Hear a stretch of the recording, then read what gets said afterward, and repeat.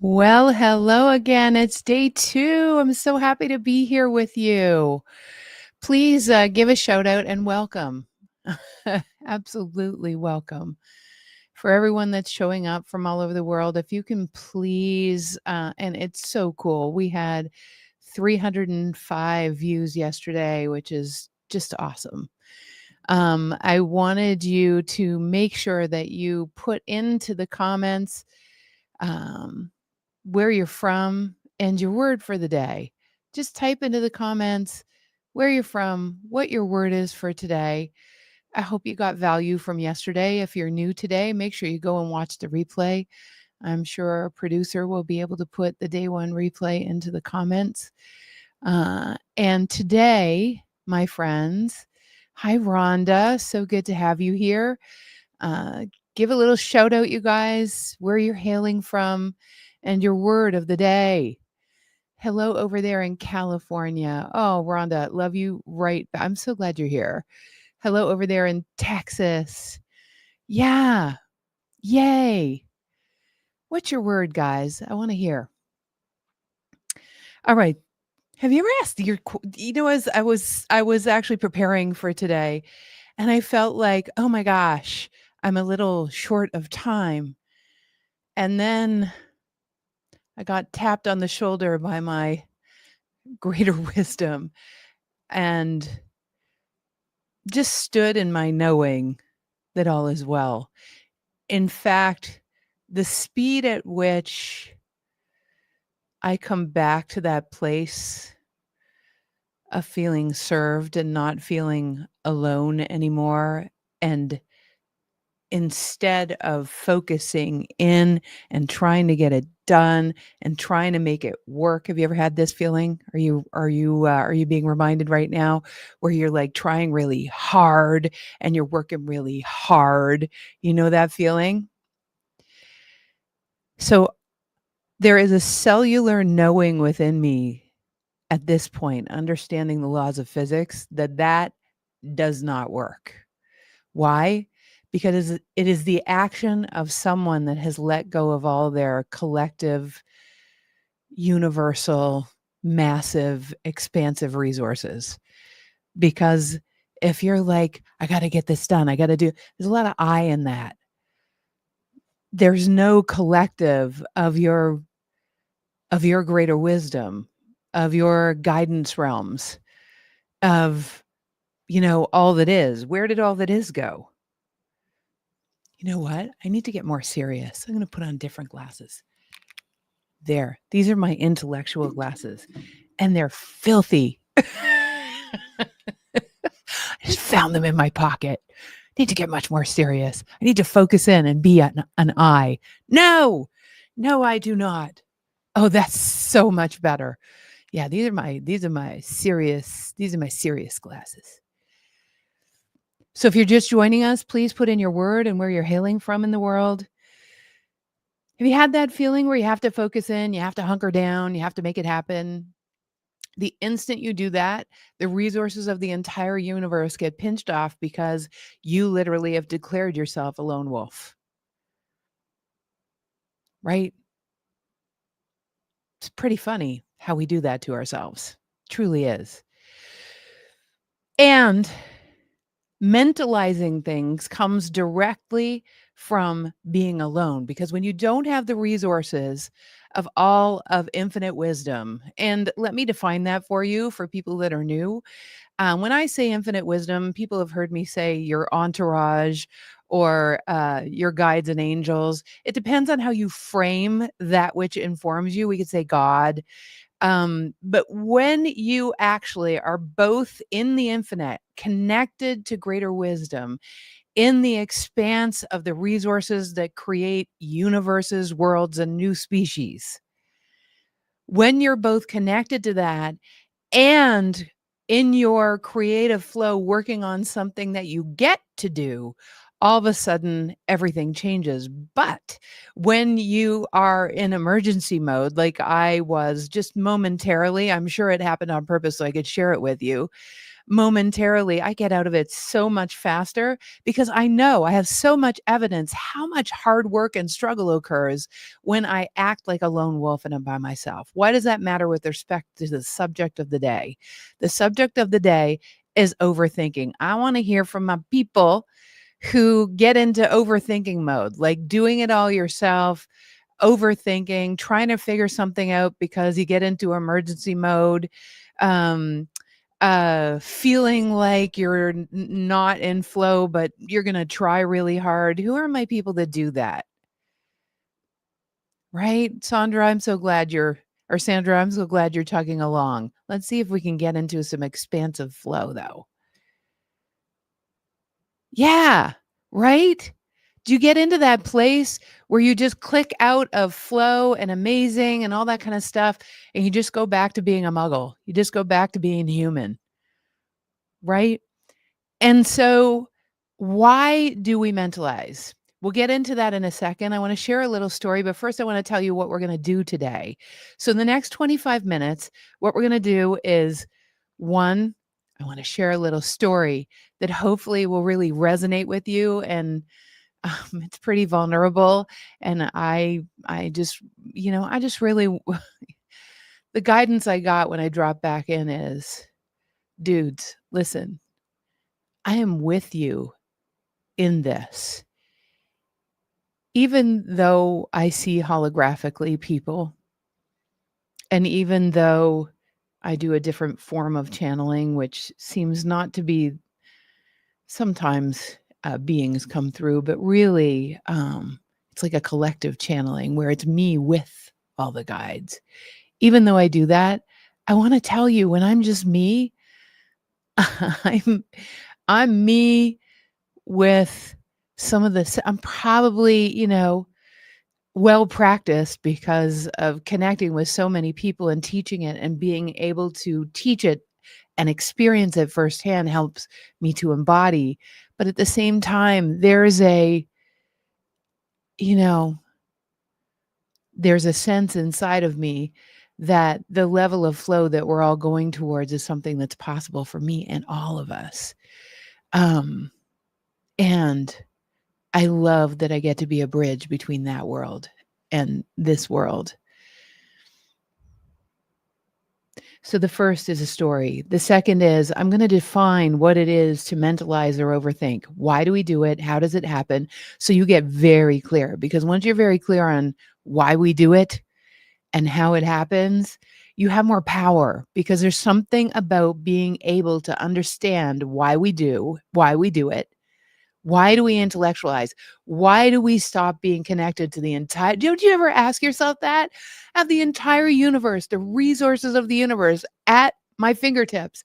And instead, what I'm going to do is I'm going to go over here and try to do it all myself and be in my head. That's what being in your head is when you overthink things. And isn't it crazy when we're overthinking things? It's usually when we have an emergency or something feels incredibly urgent or there's a lot going on. And isn't that the time when the universe is most required? When wisdom is most required? Isn't that cuckoo? And yet we do. So we're going to talk about why we do that and how to switch it so that literally the same amount of urgency that you go into lone wolf mode where you think this is really important, therefore I as a human being without my cosmic resources need to be involved instead of all of the cosmic resources. I mean, it is kind of cuckoo, right? So I want to say to you, it is possible when you get triggered or when things feel anxious or when things feel overwhelming or there's too much going on, which is mostly, or when you're super stressed out or something's happening that you're scared of the outcome or you want to protect your heart or whatever it is, all of these things. We are going to talk about why, but what I want to share right now is what if all of those triggers could actually put you immediately in you and the entire universe realm? What if that could happen? Would you be open to that? Because that's what we're talking about today. So that's the second piece, is talking about all that. The third piece is we're going to talk about the steps that are involved to be able to embody that level of flow, because flow is not having contrast happen. For those of you that have always thought that, the work that you're doing, the personal development you're doing is about always being happy. It's not about being happy or trying not to be unhappy. It's truly about having the wisdom to be able to process the contrast in a way that it catalyzes tremendous flow. Wouldn't that be fun? And if you didn't have to wait 2 days or 2 hours to get back to flow when contrast catalyzes you, that you could actually immediately be triggered back into the field of all possibility and be able to receive instead of trying really hard, which is mostly what we do when we're overwhelmed or we're anxious. In 2 minutes, Holly. And then last but not least, we're actually going to go through a process that I use in order to get myself, and I might even do a bonus process. And then what we'll do is we'll do another future activation. Remember from yesterday? It's 11:11 alignment. Woohoo. So we're going to do a future activation like we did yesterday. Remember how I said I told you we're going to build? We're going to build on what was before. Thank you for all your comments. For all of you that are listening, please respond and chat. I'm not sitting on a chair. Don't give, I'm not sitting on a throne here. I'm sitting on a chair. I'm not sitting on a throne. And just a little word of advice. These times are not for gurus. These are the times where we're in it together. These are the times where we get to be facilitated by greater wisdom. Again, I feel so blessed to be able to channel that greater guidance and to be able to be a bridge in times of great change. And good morning, Marilyn.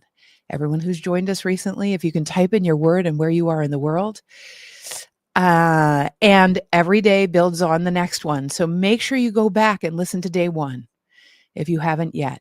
My producer will actually put it into the chat so you can click on it, but come back here, people. All right. We'll do that at the end. All right, people, here we go. First and foremost, I just want to share a little story. I've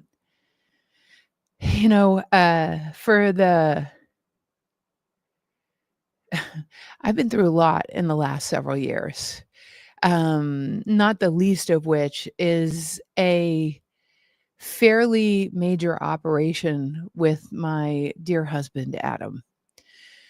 And this operation involved him being in pain, having to be on pain medications and going through a long recovery time. And it was my pleasure, and I love him. And so I had to do a lot more than I usually do. There was a lot going on. There were appointments and doctors and food and taking care of the house and taking care of the business and doing all that kind of stuff. And it was a really big deal. And for those of you that are taking care of parents or whomever in your life, you know what I mean. And as a result, what I found was I actually didn't have time to overthink. All there was being in my presence and doing what there was that was presenting. And do you know that everything got done? And do you know that little miracles happened? People came and brought us food. People delivered food. People paid for food. People, there was a huge financial bill they gave to a fund that Adam's daughters created and helped pay for most of the expense. I mean, it was just miraculous. But it wasn't until long after, and in fact, until about 6 months ago, that I realized that I was very much in my presence then, a little bit overwhelmed occasionally. But because there was so much to do, I didn't have time to overthink. There was just what there was to do, and it taught me something. Now, it taught me about presence. But then I started having clients that had serious anxiety, and another one that kept being in emergency mode. Have you ever been anxious about, it could be the future of this world, Or have you ever been concerned about um, a relationship or your business or your financial situation feeling like it's an emergency mode? And just put a yes in if you have felt that, if you've understood yourself to have been there. I'm so glad that your word is love, Maureen. And thank you so much, everyone, for everyone that's here. Robert, love that you're here, my friend. Truly, just you're a precious human working. Yeah, yeah. So blessed to know you. So, guys, here is what happened with the person who was anxious. What happened with the person that was anxious, and for those of you who felt this way, understand that anxiety is literally projecting a future that hasn't happened yet and acting now like it's going to be real. And it is something that puts you immediately into your amygdala because then, interestingly enough, you now manifest more reason to be in anxiety. You might ask, why? Why would I manifest more anxiety by doing that? Because literally, the instant you project a future that hasn't happened yet and you act now like it is the most likely future, what happens is you go into emergency mode in your amygdala. And when you're in your amygdala, you instantly are in, I'm on my own, lone wolf. The entire universe needs to go away because I need to think about this because I'm the only one that can solve it. One could say that maybe it's a lack of faith. One could say that anxiety is a lack of, for me, a lack of relationship with your greater wisdom that's deep enough that you actually don't honor your amygdala's emergency mode because you know that the resources of all that is and your connection to the divine will actually feed you what it is that you need. And it is the letting go because your protective mechanisms basically always try to keep things the same, in control, and predictable based on your history-based brain. So the instant you go into your amygdala, you're in your history-based brain. History is what's already happened, which is probably going into emergency mode and just eking it out and making it through with white knuckles and hoping it goes away. History is anxiety, and you have tools and you just breathe and you do the thing. But as we embody our cellular knowing, just think about it. It's like riding a bike. It's like going from training wheels to actually just knowing that you ride a bike even when you're 80.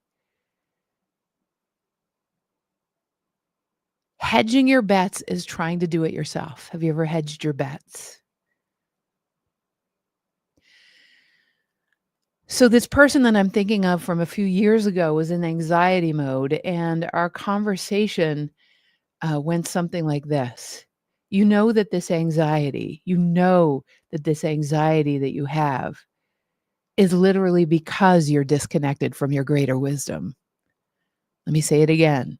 The anxiety that you're feeling is anxiety because your greater self knows that you're disconnected from it, and you're getting the feeling of anxiety because you're lone wolfing it and trying to figure it out yourself. The very feeling of exponentiated anxiety is because you've disconnected. Interesting, isn't it? So it's when you start being anxious about being anxious that you lone wolf and you go into your head and you try to figure it out yourself. In emergency mode, remember our first subject is why. In emergency mode, what you're doing is when when you perceive something as an emergency, you won't let it breathe. So remember yesterday, and I told you that each day will build on the other. Yesterday, we talked about the absolute importance of stepping away from what's going on, not just to like assuage the stress in your body and the cortisol, but actually stepping away to actually get back to the idea that the trees are breathing out what you're breathing in. And you didn't have to ask. Your life is literally being given to you by the algae in the ocean and the grass on your lawn. And you temporarily forgot.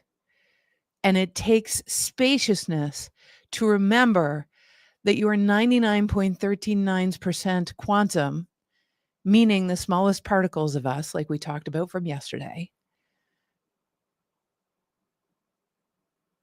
And when we remember that every single problem that we have instantaneously through the laws of entanglement and physics, instantaneously, no time, has to have a solution. That's the spooky action at a distance that Einstein used to talk about. He didn't understand. What is that? Well, in order for the universe to continue moving and expanding, you can't have a problem without multiple thousands of solutions, because there are trillions of solutions based on how many beings there are that will manifest those solutions. All the possibilities exist. So now, isn't it more important, instead of trying to figure it out, that you actually get the solutions are that you actually don't know? Isn't it more important to move into the spaciousness of remembrance so that you can actually have ideas come to you? That's the spaciousness we talked about yesterday. The mind is an interesting thing. Your brain is an interesting thing. So if this is about the confidence to be embodied with your higher wisdom so that you always have clarity and you never drop out of that clarity, or when you do drop out, like I did today when I thought, oh my God, I don't have enough time to prepare. And instantaneously I went, no, I have, this is me. I have very large 15-foot translucent blue and white beings beside me, even as I'm talking to you. And for those of you that are bridge builders and you don't know it, you also have those beings beside you. They're beside everyone who is more interested in building a future that's different. They're beside everyone who's interested in using these times of great change and this intensity to actually catalyze and be inspired to build a world that's different.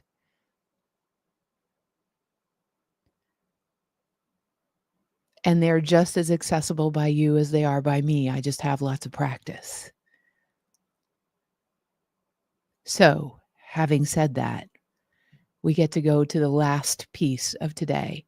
And hi, Vicky over in England. We've got a couple of people in the UK today. I'm so happy. So the last piece of today is to remind you first that there are 3 steps. They're very important. If you don't understand this, then you're going to be struggling the rest of your life, truly. First is to activate the possibility that you could be that embodied with your guidance. And not only that, it gets better than that. Not only that you could be embodied with your guidance, meaning it's just automatic, but that when you have stress or emergency or entanglement or anxiety happening, that just listen, breathe this in, let it sink into you, allow yourself to feel into this. It's an evolution from what most of us think. Imagine that when you're in that state, not only, the booby prize, remember we talked about the booby prize yesterday, this is the booby prize for today. The booby prize would be that you would just use tools to, now, not to say that this is bad. It's great because it'll soften what's happening to you if you're anxious or if you're overthinking. You use your breathing tools. This is the booby prize. This is surviving better. And it's great. It's a step along the way. But those breathing tools and going for a walk just to come down, what I want to present to you is something different, because I'm interested in the most efficient way to live in flow. And the third level, not the booby prize, they're surviving where you wouldn't even be interested in this conversation. They're surviving better where you would have all the tools, which most of you probably have, or you know where to get them. But when we get to that state of going direct with our innate wisdom and having such a relationship there that you get so reminded that literally when you go into emergency mode, listen, this is the important part. Because the first stage of being embodied is actually knowing that there's a new way of being. So here's the new way of being. That the emergency mode and the anxiety would actually trigger you automatically, just like it did with me before I got on with you guys. That it would trigger you automatically to go into receptive mode. It would trigger you automatically to go direct with infinite wisdom. It would trigger you automatically that your automatic place of being would be curiosity on the adventure and a beautiful telomeric cellular breath in of the codes that are waiting for you with the answers. When stuff just drops in, it happens to me all the time when I'm riding my bike, which is unfortunate because you can't write when you're on your bike. So I bring my phone and I put it on a place where I can record ideas. Go figure. So that automatically, so is everyone in?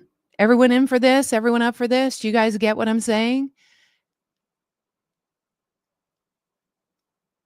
That you automatically, not that you remember to let in the solutions, but literally without even thinking of it. Just like what happened to me this morning, the autopilot when you get anxious is a redirect to deep curiosity and an excitement for the solution in expectation. What if you could change your entire beingness such that you could just operate that way naturally? And Nika just said, I so needed this reminder today. And I want to say that even being reminded that this is possible is a thing, but imagine that you didn't even need to be reminded. You get what I'm saying? That's what I'm talking about. So the first step is to be activated to that's even possible. We just did that. Okay. The second step is to actually talk about it and break it down a little bit, which we've done a little bit. So that's the second step. But there's more to it than this. Definitely, if you haven't listened to day one, I would recommend going back and listening to it. The third step is the embodiment of it. The embodiment of it requires what I call a few brain bridges.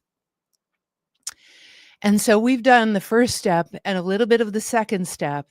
And it's powerful just to understand that what I just shared is even possible.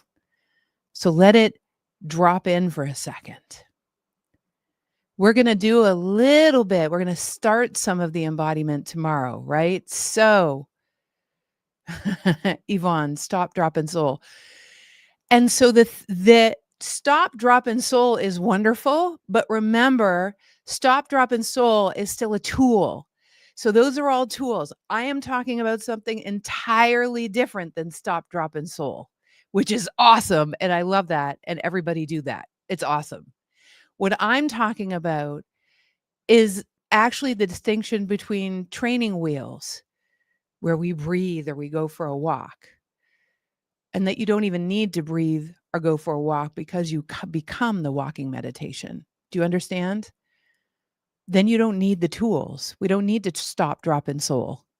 You're just embodied in that state instantaneously. That's just what happened, just like it happened to me this morning. It's hard to describe if you've never acknowledged that you've embodied something, but you have embodied. Nobody could tell you how to ride a bike. Do you get it? Nobody could tell you how to ride a bike. They could tell you how to ride a bike, but it won't matter what they tell you until you have the experience of it. It's not done. You get it? And it is like a total spiral jump, Miss Rachel. Exactly. All right, you guys. So here is the practice. The practice, which is a surviving better tool, in order to prepare your body to be able to operate that way, is to today, maybe right after this, maybe before you go to bed, maybe for the next week, maybe for the rest of your life, you're going to take yourself over to the human being that you've become when that is just automatic. Do you understand? So the human being that you've become, let's do it right now. So take a deep breath and take your consciousness behind your eyes for a moment. Take your consciousness behind your eyes for a moment. We're just going to be another few minutes as we do this. Take your consciousness behind your eyes. Close your eyes if you need to. Put yourself, I don't know, maybe as a 3-year-old if you did it when you were 3, but maybe 5 years from now. Imagine that you're fully embodied in the state of the same things that trigger you now, literally catalyze you to getting excited for the solutions, and that you immediately expand into receptivity mode. You immediately expand into receptivity mode right now as we sit here. Imagine yourself 5 years from now always being able to be bigger than your circumstances and always curious and excited for the solutions. How does life feel? I wonder if you're living in a different place now. I wonder if as a result of being this way, if there's a different financial flow. Let yourself expand into that other time space, which exists right now, if you can imagine it. And let your body start to acclimatize to that parallel you, that when anxiety, contrast, or difficulty happens instantaneously, it doesn't take days, it doesn't even take hours, just instantaneously goes over to the place where you're excited by the contrast, because it means there's a simultaneous solution and that you get to become the person that can embody that degree, that expanse, that deliciousness of solution. You get to. And that you understand that you can do it because it's your default way at this point. What we're doing by imagining this is asking our bodies to acclimatize to that way of being. And the more you do it, say every day for a month,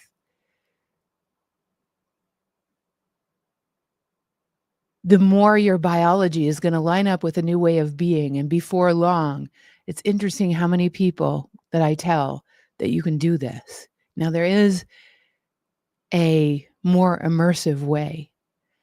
And the more immersive way, because I always give people opportunities to be able to embody. So everybody breathe. I'll tell you about that. Everybody breathe in.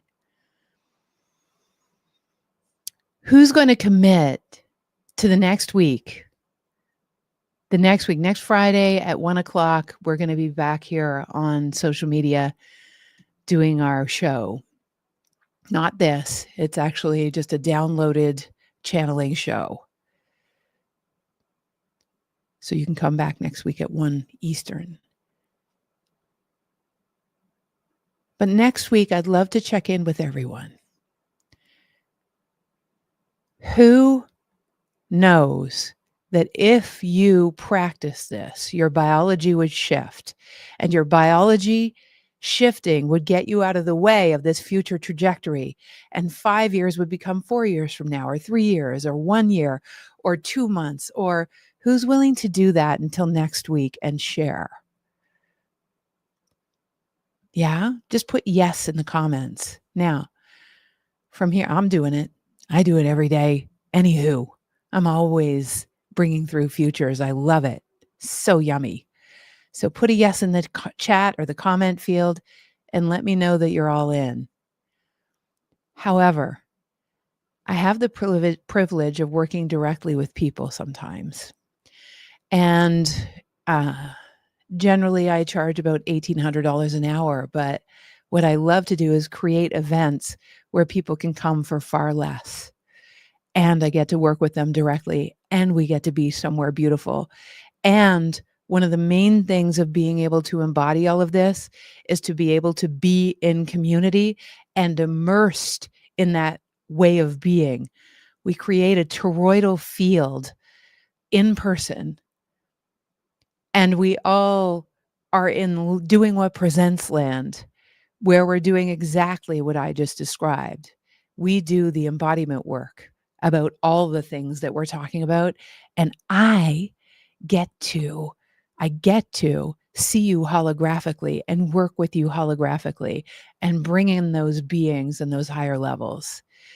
And that's what's coming up for November in Costa Rica, right?